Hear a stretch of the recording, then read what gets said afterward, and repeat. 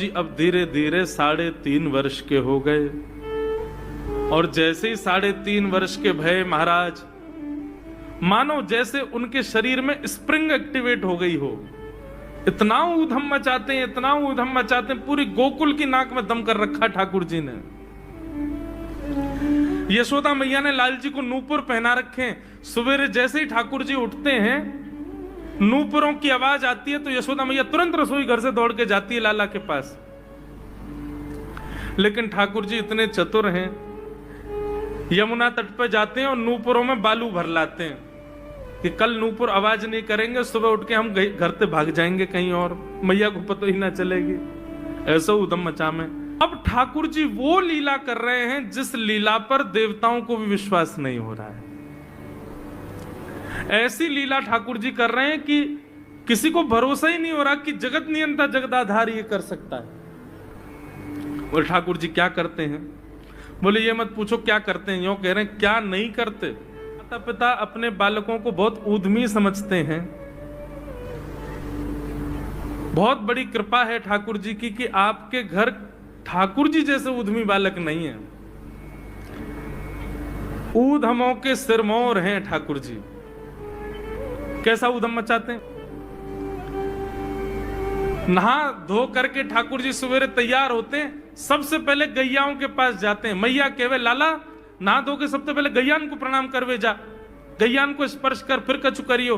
ठाकुर जी गैयाओं को प्रणाम करने जाते हैं। जैसे ही देखते हैं कि कोई गैया बैठी है, सो ठाकुर जी कहें अरे अरे मैया या गैया को आलस आ गयो, या को आलस दूर कर दूं।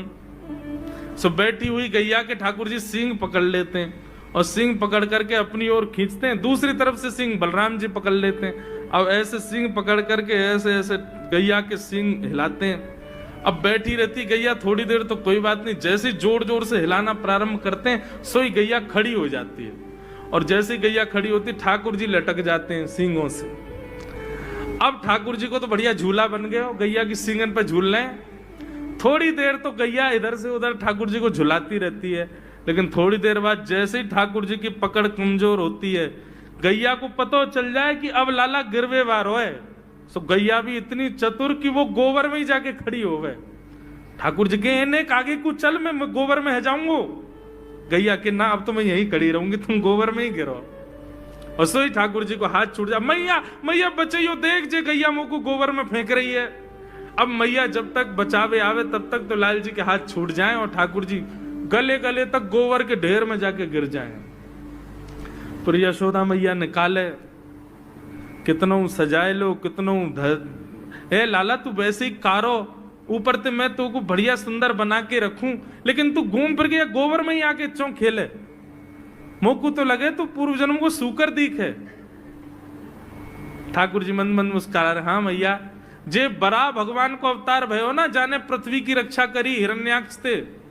भैया बोली हाँ वो मैं ही तो हतो, मैं जय जय हूं मैया, वो बड़ा भगवान ही जय जय, वही जय जय तेरे यहाँ लाला बन के आयो है। यशोदा मैया के बातन ने मत बनाए कर, नेक नेक बड़ो है क्यों बोलो सीखो, ऐसी बात बनावे, जय जय बोले अपने आप पे, नावे धोवे है ना है, मोह पहुंचे ना है, मैं जय जय हूं। ऐसी मधुर लीला ठाकुर जी कर रहे हैं। आकाश में 33 कोटि देवता ये लीला देख करके अपने नेत्रों पर विश्वास नहीं कर रहे। ऐसे मधुर ठाकुर जी। एक दिन नंद भवन में गैया ब्याह गई। जैसे ही गैया ब्याई, ठाकुर जी जैसे ही गैया ब्याती है तो ठाकुर जी वहीं खड़े हो जाते हैं। और बंधुओं शास्त्रों में आज्ञा है कि गाय जब ब्याह रही हो, बछड़े को जन्म दे रही हो या बछिया को जन्म दे रही हो, उस समय गैया जो होती है वो दो मुखी हो जाती है। एक मुख तो सामने है और जब जन्म देती है तो बछड़ा या बछिया उसका मुख जब बाहर आता है तो दो मुखी हो जाती है।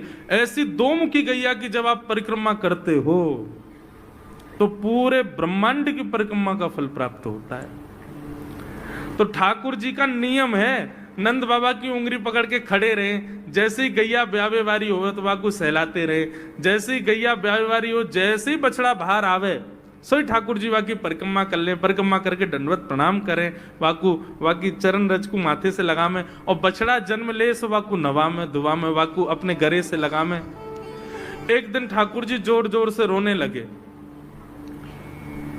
बछड़ा जैसे ही जन्म लियो बछड़ा ने, ठाकुर जी रोने लगे। नंद बाबा शांत करा में नहीं माने, बलराम जी ने शांत करायो नहीं माने। यशोदा मैया बोले लाला का भयो, तू रो क्यों रोए? बोले मैया मेरे संग बहुत बुरा भयो। यशोदा मैया बोली कहा भयो? बोले गैया के बछड़ा ने जन्म लियो। मैया बोली तो वाह बछड़ा को मैंने मुंह खोल कर देखो वाह के सबरे दांत निकरे आए। मेरे जन्म को 3 साल है गए, अभी तक 4 ही दांत निकरे मैया। वो टूट जाए, रो रहे हैं अपने दांतन को, मेरे दांत चौना निकल रहे सबरे। बाप बछड़ा के जन्म लेती सबरे दांत आ गए, मेरे दांत चौने ही आ रहे हैं। यशोदा मैया ऐसी मधुर बात सुनकर के झूठी झूठी कहती, मैया कहती लाला तू दूध ना पीवे ना, पूरे दिन मक्खन खावे, मक्खन चिकनो होवे, दांत निकरे चिकनो है कि सुई पेट में चलो जाए, तो दूध पिए कर। चोटी पकड़ के रोते मैया मेरी चोटी चौना भर रही। बाप बलराम की चोटी देखो कैसी नागिन जैसी चोटी है बाकी, और मेरी चोटी कैसी है मैया, नेक सी पतरी सी। मैया बोले लाला तू दूध ना पीवे, दूध ते चोटी बड़े। बलराम में देखिए ऐसा जग भर के दूध पीवे। सो ठाकुर जी दूध को पात्र हाथ में ले में, अपनी चोटी खोल ले में, और फिर चोटी पकड़ करके दूध पी में, और दूध पीते पीते नापते रहे कितनी बड़ी भई की ना भई अभी।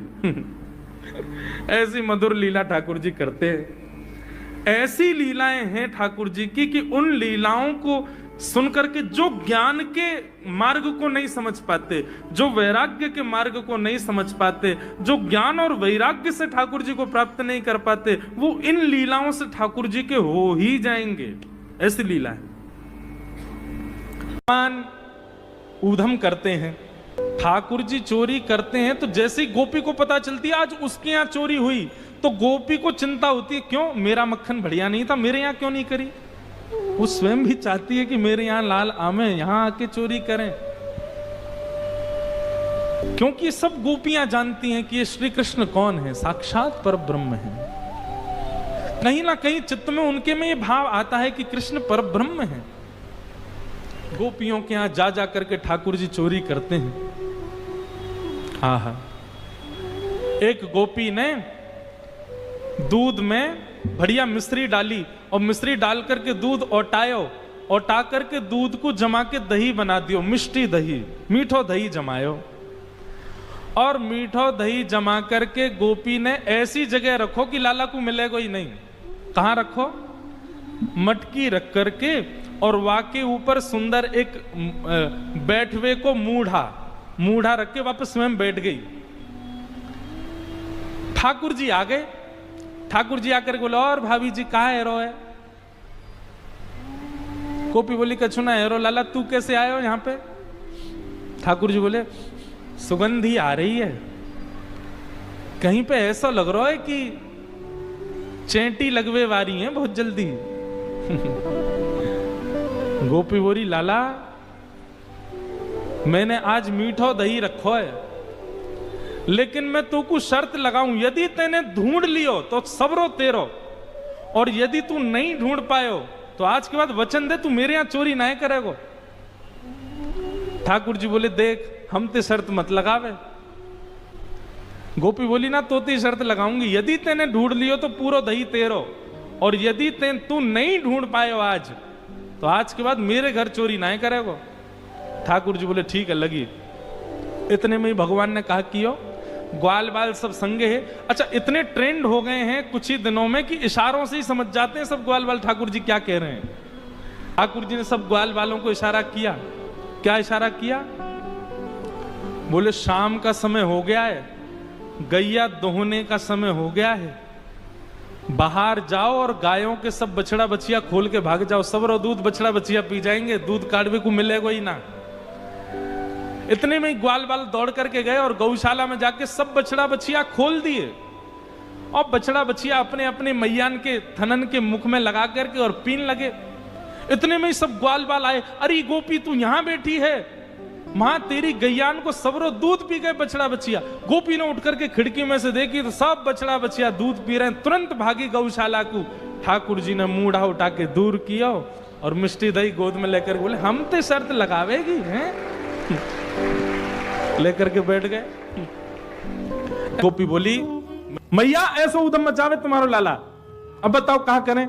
अब मैया को हंसी भी आवे और बीच में नहीं मैं समझाऊंगी लाला को। ना मैया तुम हंस रही हो। एक गोपी बोली, मेरे संग जो भयो वो कोई के संग नहीं भयो होगा। बोले तेरे संग कहा भयो।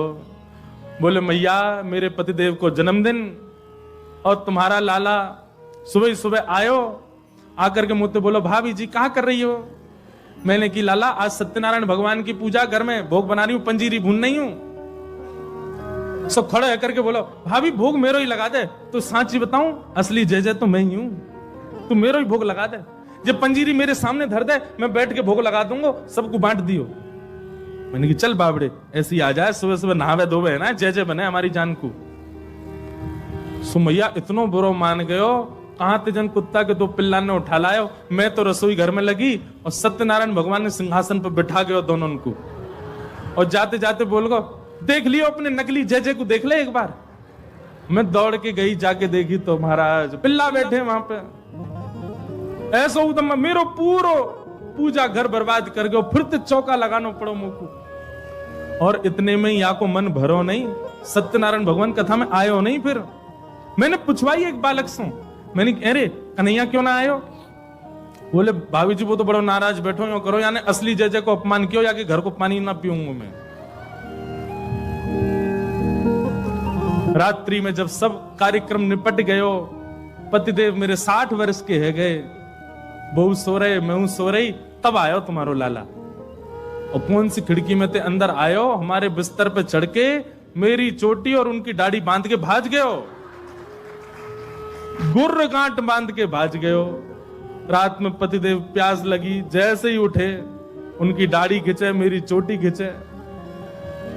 मैं कहूं कहा कर रहे हो, कहा कर, वो कहा कर रही हो, दोनों कहा कर रहे हो, कहा कर रही हो, मैं निकल गए। सबरे बाल टूट गए मेरे पतिदेव के। जे उपहार दियो मेरे पति के जन्मदिन पे। मैया फिर हंसने लगी, समझाऊंगी। ऐसी ठाकुर जी की बाल लीला। लेकिन यशोदा मैया ने मन में सोची ये सबरी आ गई है, इनके सामने ना डांट तो दो लाला है।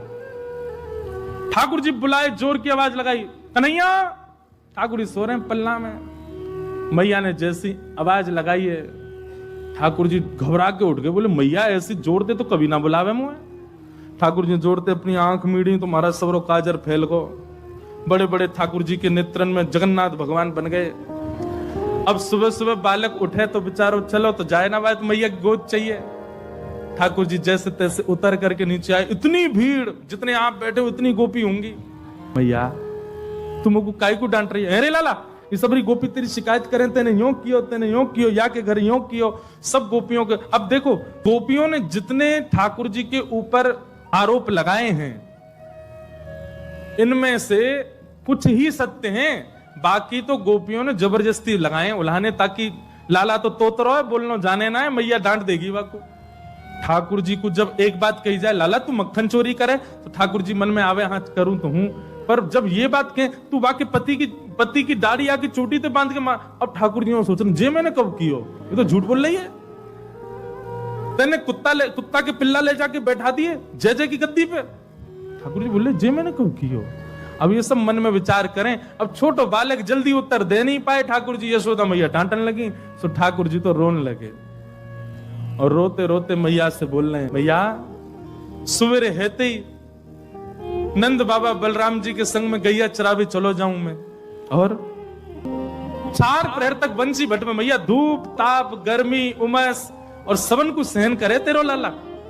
ठाकुर जी ब्लैकमेल कर रहे हैं मैया है, और बीच बीच में सिसकारी भर भर के रो रहे हैं। शाम है जाए मैया, थको हारो मैं तेरी गैयान को समेट के लेके आऊं वापस, जैसे मानो इनके बिना गैया चरेंगी ही नहीं, ऐसी बात करें। और या कितना छोटा सा हूं मैं, तू खड़ी है जाए तो को भी यूं देखूं मैं, इतना छोटा सा लाला, और इनके ऊंचे ऊंचे छिकान पे टंगी भाई मटकी में कैसे निकाल सकूं मैया, तू अपने मन से विचार कर। भैया सांची कहे तो बताऊं, मैं जब अपनी गैयान को चरा करके लौटूं, तब जे गोपी जबरदस्ती मेरो हाथ पकड़ के मेरे मुंह पे मक्खन लगा के चोर चोर चोर, देखो हमारे घर से चोरी करके जा रहे हो। और मैया सांची पूछे तो जे छीका पे जब मटकी धरवे जामे तो इनसे मटकी फूट जावे, खुद फूट जावे, कहीं सास के डर के मारे मुंह पे इल्जाम लगा दें कि जे तोड़ के गए हो, जे खा के गए हो, जे चोरी करके गए हो। ठाकुर जी की बात सुन करके मैया तो बड़ी भावुक है गई। जब मैया ने एक भाव से में आई, सो ठाकुर जी बोले अब ब्रह्मास्त्र छोड़ो। सो ठाकुर जी बोले मैया ये तो बहुत बोरी है, मैया तेरे मन में ये भावना नहीं है, इन सबन की बात सुन सुन के तेरे मन में ये भावना आ गई है, तेरे मन में कहां से आ जाएगी भावना। लेकिन मैया आज इन सबन की बात मान करके जो तेने मेरो हाथ इतनी जोर से पकड़ो, मैया अब मेरी बात सुन ले। बोले कहा मैया दल ले अपनी लकुट ले ले, अपनी कमरिया ले ले, कोई और बालक ढूंढ लियो, तेरी गैया चरा दे करोगे, मैं ना चराऊंगा अब ते घर ते मेरो कोई संबंध नहीं। और मैया मैं तो जा रहा हूं घर छोड़ करके, अब कहीं और रहूंगा, जमुना जी किनारे साधु महात्मान के पास रह करूंगा, बाबा जी के पास रहूंगा मैं तो। नेक्स्ट से गोपाल जी जैसे ही अपने घर से निकलने लगे, छोटे से गोपाल जी छोटे छोटे चरणन से जा रहे हैं। यशोदा मैया के हृदय में तो भाव उत्पन्न है कि और दौड़ करके गई लाला को हृदय, अरे ना है लाला, भाजो सबरी गोपी भगा दी, सब भागो यहाँ से, मेरो लाला कहीं नहीं जाएगा। नंद भवन से सुबह सुबह निकल जाते हैं और राह चलता कोई भी हो अपरिचित, यदि वो साधु है, यदि वो कोई वैष्णव है, यदि वो कोई भजनानंदी है, तो ठाकुर जी उसके पास चले जाते हैं और पास जाके पता क्या बोलते हैं, अरे तुम यहां डोल रहे हो। बोलो भैया कौन हो तुम? अरे जी सब बाद में पूछियो, हम तो यूं कह रहे तुम यहां घूम रहे हो, नंद बाबा तुम्हारी मां बात देख रहे हैं, नंद बाबा तुम्हारा इंतजार कर रहे हैं। किसी से भी? बोले काय को कर रहे हैं भैया इंतजार? अरे आपके काजे यशोदा मैया ने 56 भोग बनाए हैं और यशोदा मैया तो थाली सजा के बैठी है, आप घर जाओगे तब आपको प्रेम से प्रसाद पवाएंगे, फिर दक्षिणाओं देंगे। अरे जल्दी करो, देरी मत करो, जल्दी नंद भवन पहुंच जाओ। रोज 150 से 200 अपरिचित वैष्णव संत साधु नंद भवन आते हैं और सब आकर के कहते हैं यशोदा मैया आप हमारी प्रतीक्षा कर रही थी, लाओ प्रसाद पवाओ। यशोदा मैया बोली मैं कौन ने कही आपसे? बोले आपको लाला बोल रहा हूं कि यशोदा मैया तो ये कह रही। यशोदा मैया जैसे तैसे पवा देती, दक्षिणा देती, रात में लाला से कहती चौरे लाला तू सबंते यूं क्यों कह दे मैं प्रतीक्षा कर रही। मैया एक तो मैं अपने घर में सब तीर्थन को भेज दूं, ये संत महात्मा चलते फिरते तीर्थ है मैया, इनको जितना ऐसा कि अपने घर बुलाना चाहिए, इनको प्रसाद पवाना चाहिए, या हमारे गोकुल में आवे वाले सब संतन को खोज खोज के मैं तो तेरे पास भेजूं ताकि तू ने रसोई घर में लगेगी, भोजन प्रसादी बनावेगी और बढ़िया संतन को पवावेगी, तो तेरे घर में सबरे तीर्थ आ जाएंगे मैया। ऐसा प्रेम। एक दिन ठाकुर जी के अब मित्र बन गए। कौन है मित्र? मधुमंगल, श्रीदामा, तन सुखा, मन सुखा, धन सुखा, सुबल, ये ठाकुर जी के मित्र हैं। एक दिन ठाकुर जी अपने सब मित्रन के संग बैठे और मित्रों के संग बैठे हुए ठाकुर जी बोले भैया कल से हम लोग सब यज्ञ करेंगे। मधुमंगल श्रीदामा बोले क्यों लाला यज्ञ क्यों करेंगे? अरे नंद बाबा रोज अग्निहोत्र करें, मैंने उनसे पूछी अग्निहोत्र करवे ते कहा होवे, तो नंद बाबा बोले अग्निहोत्र करवे ते मन चाही वस्तु प्राप्त हो जाए, अग्निदेव प्रदान करें। ठाकुर जी के सब सखा बोले लाला तू काय को करेगो अग्निहोत्र? बोले अग्निहोत्र करेंगे, अग्निदेव को प्रसन्न करके कहेंगे हमारी सुंदर सी बहू आ जाए, बस हमारा ब्याह हो जाए। अग्निदेव की प्रतीक्षा कर, अग्निदेव को प्रतिष्ठान करेंगे। सब श्रीदामा मधुमंगल 3.5 वर्ष के ठाकुर जी, सोचो 3.5 वर्ष के ठाकुर जी, सखा कितने बड़े बड़े होंगे। नेक्स्ट से सबरे सखा बैठ गए, सूखे पत्ता इकट्ठे करके अग्नि प्रज्वलित कर ली, सूखे पत्तान को चूरो बना के आपस में बांट लियो। ठाकुर जी आचार्य बन के बैठ गए और बोले सुनो मैं मंत्र बोलूंगा और जैसे ही कहूं स्वाहा सबरे डालियो, और नेक भी यदि तुमने चूक करी ना, नेक भी मैंने स्वाहा बोली और तुमने नहीं डालो तो फिर मोते मत कहियो, यदि तुम्हारी पत्नी कांडी आ जाए, एक हाथे लूली आ जाए, लंगड़ी आ जाए तो समय पर स्वाहा करना पड़ेगा। सब ग्वाल बाल बोले जो कहेगो लाला सो करेंगे, तू करवा। ठाकुर जी ओम नम स्वाहा, सब स्वाहा सब एक संग डालते। हे श्रीदामा तू देरी ते डाले, देख लियो लंगड़ी आ जाएगी तेरी बहू। अग्निदेव को प्रसन्न करो। इस प्रकार ठाकुर जी सब ग्वाल बालों के संग खेलते हैं। ग्वाल बाल बोले लाला यज्ञ तो है गयो, अब ब्राह्मणन को भोजन के काजे बुलाओ, यज्ञ के बाद ब्राह्मण भोज होना चाहिए। ठाकुर जी अपने सब ग्वाल बालों की उंगली पकड़ करके पूरे गोकुल में जाते हैं, ब्राह्मणों के घर जाकर के कहते हैं आज नंद भवन में बढ़िया उत्सव भयो है, बढ़िया यज्ञ भयो है, भोजन के काजे शाम को आपको परिवार सहित आनो है। सबन को निमंत्रण दिया मैं। अब महाराज नंद भवन से जब निमंत्रण आता है तो ब्राह्मण लोग ब्राह्मणी से कहते हैं कि आज चूल्हा मत जलाना। क्यों? अरे नंद भवन में भोजन की सूचना मिलती है तो 3 दिन से भूखे रहते हैं ब्राह्मण। क्यों? इतना खवाएंगे नंद बाबा, इतना खवाएंगी यशोदा मैया कि पेट भर जाएगा, 2 दिन तक भूख भी ना लगेगी, इतना भोजन करना पड़े। ए ब्राह्मणी चूल्हा मत जलाई, और सुन नमक को पानी और दे दे। नमक को पानी पी पी करके भूख बढ़ाते हैं अपनी। बोले शाम को जाएंगे और बढ़िया चकाचक महाराज 56 भोग पाएंगे। शाम का समय हुआ, सैकड़ों हजारों ब्राह्मण आकर के नंद भवन के बाहर खड़े हो गए।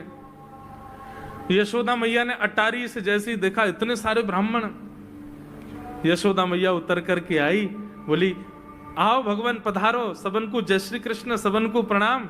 जे बताओ आज मेरे द्वार पर आप सबन को एक साथ आने को कारण कहा है? किसी को निमंत्रण दे करके और फिर पूछो कारण क्या है, बड़ा अजीब लगता है। किसी को आपने बुलाया भोजन पे, वो बेचारा आ गया, फिर आपको बताओ भैया कैसे आए, कितना अजीब लगे। ब्राह्मण बोले मैया तुम हम तो पूछ रही हो या बात है? अरे सवेरे तो भूखे प्यासे बैठे हैं, जल्दी भोजन पवाओ। आपके यहाँ यज्ञ भयो, यज्ञ की पूर्ण आहुति की प्रसादी पावे आए हैं, और काई क्यों आए हैं? यशोदा मैया बोली कौन सो यज्ञ, कब भयो यज्ञ, कौन सी पूर्ण आहुति? ऐसा कछु ना भयो हमारे यहाँ, आप लोगन को कोई गलत जानकारी मिली है, कौन ने कही आपसे? ब्राह्मणों के नेत्रों में आंसू आ गए। बोले मैया एक तो हम सवेरे से भूखे, ऊपर से ब्राह्मणी से मना और करे आए कि तू चूल्हा मत जलाइयो। ब्राह्मणी भी बात निहार रही है कि डिब्बा में लेके आएंगे हमारे काजे भी भोजन।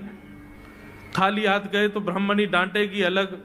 मैया तेरो लाला सवेरे सवेरे आयो और सब ग्वाल बालन के संग आके हमसे कह के गयो यज्ञ भयो, यज्ञ की पूर्ण आहुति में भोजन करवे सबन को आनो है, हम तो यही मारे चले आए। यशोदा मैया बोली या लाला तो कैसे बचूं मैं, पूरे दिना कम से कम 2-2.5 हजार लोगन को निमंत्रण ऐसे ही देते रहे। यशोदा मैया बोली आपकी व्यवस्था करूं, लेकिन पहले या लाला को तो देखूं मैं, है कहां ये? नंद भवन के पीछे बगीचा में ठाकुर जी अपने सब ग्वाल बालन के संग खेल रहे। यशोदा मैया गई, जाकर के बुलाए, ए लाला, ओ कन्हैया यहाँ पे आ। ठाकुर जी ने जैसी देखी यशोदा मैया बुला रही है, लेकिन यशोदा मैया के संग जे कौन खड़े हैं? ए श्रीदामा मधुमंगल। बोले हाँ ये तो सांची में आ गए सबरे ब्राह्मण, हम तो ऐसे खेल खेल में निमंत्रण दे के आए इनको।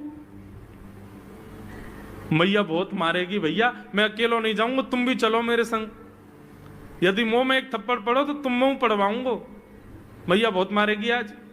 और मधुमंगल श्रीदामा जबरदस्ती उनको हाथ पकड़ के ठाकुर जी ले गए। हाँ मैया बता, कहा कह रही? ने लाला जो जो बड़ो है तो जा रहा हो, तेरे उधमन की सल ना है पड़े। कहा कियो तेने? बोले कहा कियो मैंने। ये सब कौन है? मोह का पतो कौन है? मैं ना जानू मैया इन्हें। बोले जे सब रे ब्राह्मण है हमारे गोकुल के, और सब यूं कह रहे हैं तेने इनके घर जाके इनको सबन को निमंत्रण दियो, यूं कहीं हमारे यहाँ यज्ञ भयो आकर के आप सबन को भोजन पानो है। मैया तेरी सौगंध खा के कह रहा हूं, मुझको तो जीव ना पता इनको घर कौन सी गली में, झूठ बोल रहे हैं सब रे, मैंने निमंत्रण ना दियो। ब्राह्मण सब बोले मैया देखो कैसो सफेद झूठ बोल रहे हैं आपके आगे। मैया बोली सच बता तेने निमंत्रण क्यों दियो? तब ठाकुर जी बोले मैया बताऊं? बोले बता। बोले हम खेल खेल को यज्ञ कर रहे, वाह यज्ञ में सामग्री नहीं, वाह यज्ञ में मंत्र बोलवे वाले भी ना है, वाह यज्ञ में कोई ब्राह्मण भी ना हो, हम आपस में ही सब यज्ञ कर रहे। भाई यज्ञ के बाद ये मधुमंगल बोलो ब्राह्मण भोजन होना चाहिए, तो हमने इन ब्राह्मणों को न्योता दे दियो। मैया बोली अब ये ब्राह्मण आगे कहाँ पवाऊं? बोले मैया देख सीधी बात है, या में ज्यादा चिंता करवे की कोई बात ही ना है। जब बिना मंत्र के, बिना ब्राह्मणन के, बिना यज्ञ सामग्री के हमारो यज्ञ है सके, तो ऐसे ये भी खाले खाली दोना लेके बोलते हैं हाँ भाई रसगुल्ला बहुत बढ़िया बनो है, ये देखो ओ हो मोहन थार तो बहुत ही बढ़िया बनी है, सब्जी ते पूड़ी कितनी बढ़िया लग रही है, खाली पत्तल लगा दे, खाली दोना लगा दे, और भाव से ये लोग भी पालेंगे है क्यों भोजन, भाव को यज्ञ भाव को भोजन। ब्राह्मणों को बंधुओं गुस्सा, ठाकुर जी की लीला पे किसी को क्रोध नहीं आता, सब हंस जाते। पर यशोदा मैया आधी रात में रसोई बनाती है, सब ब्राह्मणों को पवाती है, और इतना बनाती है कि उनके घर भिजवाती है। मैया बोले लाला इतना काम करावे, बोले मैया तू बैठी बैठी ना मोटी है गई है, या हमारे मुंह को लगे, तू पूरे दिन लगी रहकर रसोई में कछु कछु बनाती रहकर। ऐसी ठाकुर जी की मधुर लीला।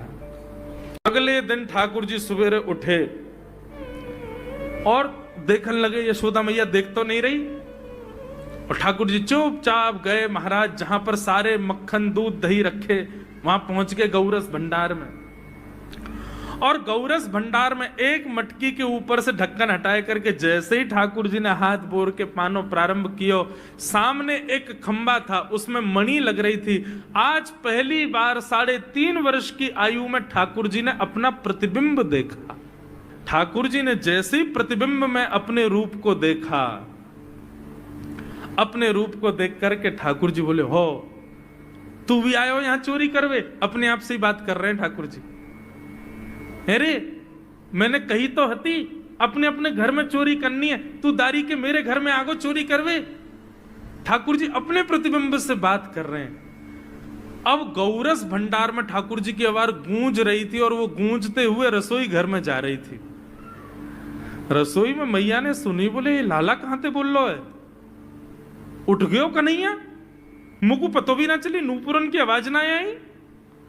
मैया दौड़ करके गई तो देखा ढूंढते ढूंढते गौरस भंडार में ठाकुर जी अपने प्रतिबिंब से बात कर रहे हैं। कितनी सुंदर झांकी है ठाकुर जी की। ठाकुर जी मक्खन पा रहे हैं। बोले अच्छा अब आ तो गयो है यहां पे, लेकिन सुन चुपचाप चोरी करके भाग जाइयो, मेरी मैया बहुत मारेगी तो को। बाकू यदि पतो चल गई तू चोरी कर रहा है तो को उखलते मान देगी, मेरी मैया बहुत मारेगी, चुपचाप चोरी कर और निकल ले यहां से। ठाकुर जी चोरी की बात कर रहे थे, यशोदा मैया ने पीछे से सुनी, लाला ओ कन्हैया। ठाकुर जी घबरा गए, मैया कैसे आ गई? हाँ मैया कौन से बात कर रहे हो तू? अरे मैया देख हमारे घर में चोर घुसायो है। अपने प्रतिबिंब को दिखा करके ठाकुर जी कह रहे हैं, देख मैया हमारे घर में चोर घुसायो, जे चोरी कर रहे हो हमारे यहाँ के मक्खन की, तुम्हें यहाँ को पकड़वे आयो हूं। नन्हे से गोपाल जी, बहुत मधुर लीला। मैया हंस भी रही है और क्रोध भी कर रही। बोले अच्छा जो चोरी कर रहे हो? बोले हाँ। चल याकू तो मैं पकड़ लूंगी, लेकिन जे बता तेरे हाथ में मक्खन कैसे लगो? तू तो याकू पकड़ भी आयो ना। अब मैया याकी मैं कहा बताऊं, तेने मेरे हाथ में पद्म राग के ऐसे ऐसे बढ़िया कंगन पहना रखे हैं, कड़ूला पहना रखे हैं सोने के। जब मैं धूप में निकलूं ना तो धूप की किरण से मुंह को बहुत जलन है जाए हाथ में। तो कल मेरे सखा मधुमंगल ने मुझसे कही, बोले लाला जे जलन तेरी दूर रह जाएगी, तू मक्खन में हाथ बोर लियो अपनो, सोई तेरी जलन दूर रह जाएगी। या हमारे भैया जलन हटावे के काजे मैंने हाथ बोरो है। भैया बोली अच्छा चल लाला यहां तो तेरे जलन है रही, और यहां मक्खन कैसे लगो? ठाकुर जी बोले मैया मैं अपनी जलन दूर कर रहा हूं। इतने में जन कहां ते एक मक्खी आके मेरे मुंह पे बैठ गई। बाकू उड़ावे के काजे मैंने जैसे मुंह पे हाथ किया सो मक्खन मेरे मुंह पे लग गो। मैया बोली लाला तू चोरी भी करन लगो और अब झूठ भी बोलन लगो मुंह। ठाकुर जी ने ग्वाल बालों से कहा भैया मिशन फेल हो गया, घर में तो चोरी नहीं कर पाए हम, अब दूसरे इनके घर में दावे बोलो। एक दिन महाराज ठाकुर जी का जब आतंक खूब बढ़ गया गोकुल में, सब गोपियों ने जाकर के मैया से शिकायत करी। बोले मैया अपने लाला को संभाल लियो, नहीं तो काउदना हम देख लेंगी और फिर हमसे मत कहियो कि तैने मेरे लाला से यूं क्यों कही। मैया बोली कहा क्यों मेरे लाला ने? गोपी बोली ये बस सुन लो और यूं बताइयो कहा ना करे तुम्हारो लाला। देख वे मैं 3.5 बरस को है, बाकी पेट में इतनी बड़ी बड़ी दाढ़ी है, बाकी मतलब बलवान है कि सब जानकारी है या कुछ छोटो बालक मत समझियो। गोपियों ने जाकर के अपनी अपनी दुख दर्द सुनाए मैया को। मैया बोली अरे भैया मेरे लाला को मक्खन की कोई कमी थोड़ी है, मेरे लाला को दूध की कोई कमी थोड़ी है। मेरो लाला चाहे तो मक्खन से नहावे, दूध में नहावे, इतना मक्खन दूध दही मेरे घर पे, तुम्हारे यहाँ क्यों चोरी करेगो? अरे कई बार बालकन को अपने घर को भोजन बढ़िया ना लगे, दूसरे के घरन को बढ़िया लगे, अगर बार ने तुम्हारे यहाँ की नेकाद मक्खन खा लियो तो वहां में इतना रो क्यों रही हो? मैया आपको अपनो लाला बहुत सीधो लगे ना, हम बताएं कहा करे तुम्हारो लाला? स्वयं खावे हमको कोई दिक्कत नहीं, लेकिन या की एक पूरी मंडली है और पूरी रजिस्टर्ड मंडली है, बाल गोपाल चौर प्रचार प्रसार मंडल, ये घर घर जाके चोरी करते हैं। और मैया तुम्हें कहा बताऊं, जैसे ही कोई गोपी के नयो बालक होवे ना तो तुम्हारो लाला पूरे मंडल के साथ आवे और वह लाला के सिर पे हाथ धर के, छोटे से बालक के सिर पे हाथ धर के बस 1 वर्ष की प्रतीक्षा, फिर तुम भी हमारी मंडली में आ जाओगे। पूरे गोकुल में भय है तुम्हारे लाला को, स्वयं खावे, ग्वाल बालन को खवावे। मैया यहां तक भी बात समझ में आवे, ग्वाल बालन को खवावे, यूं नहीं कि नेकाद मक्खन बच जाए तो रहम करके हमारे काज छोड़ जाए, वाकू बंदरन को खवा दे। यशोदा मैया आश्चर्यचकित होकर सुन रही है, बोले ये नेक्सो लाला ये करे? बोले हाँ मैया। बोली मैया अगर चोरी करे तो दिक्कत, और यदि किसी कारण से हमने लाला को रोक दियो, चोरी नहीं कर पाए हमारे घर, तो हमारे रोने क्यों? बोले चूल्हा में ते कोयला लेके आवे और वह घर के बाहर हवा बना जाए, और यूं के अब जब तक या घर से मक्खन नहीं मिलेगा या के घर के लोग भूखे रहेंगे, और इन लोगों को भोजन छुड़वाने की जिम्मेवारी हमारी। बोले कहा करे फिर? बोले मैया भोजन बनना होगा, चूल्हे पे भोजन रखो रे, तो ग्वाल बाल सब ताकते रहे कब भोजन बनने को समय आवेगो। जैसे ही कछु और काम करवे के काजे गोपी ने कुट के जावे तो कहो तो बाकी कढ़ैया में खूब सारो पानी डाल जाएंगे, सब्जी ना बन पावेगी, आटे में नमक फेंक जाएंगे। ये बात जैसे ही यशोदा मैया ने सुनी, बोले नहीं नहीं नहीं नहीं, झूठ बोल रही हो, मेरो लाला ऐसा ना कर सके।